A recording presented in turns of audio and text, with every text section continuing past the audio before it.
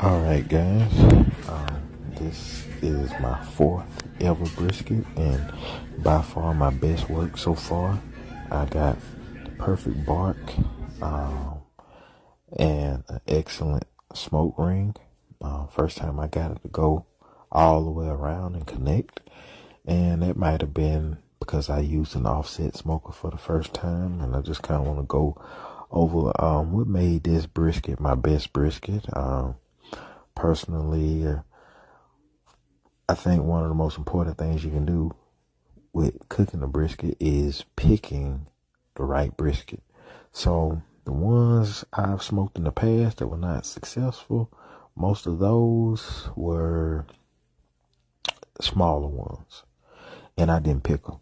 So I picked this one, and I picked a 14-pound behemoth with tons of fat, and I trimmed that fat off. And as you can see here, I took the fat and used my spray bottle and spritzed that brisket with that fat a couple of times. I didn't have to do it too often. I probably did it 5 or 6 times throughout the smoke because the meat reabsorbed the oil, and this was a very juicy brisket. I probably could have pulled it off a little earlier.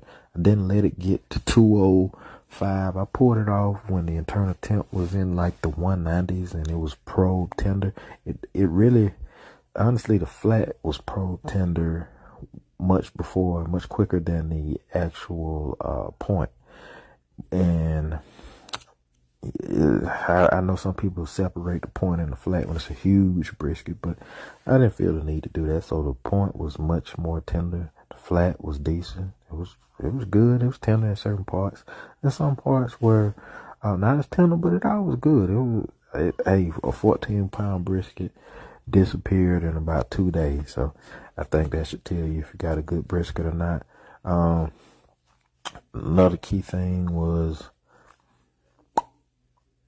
I did not use a binder.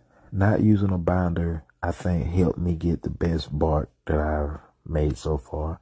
There was a portion of the time where you can look right here. I thought I had messed up looking at the brisket right there, but it just was early on and that bark developed. But yeah, here's a picture of the end result.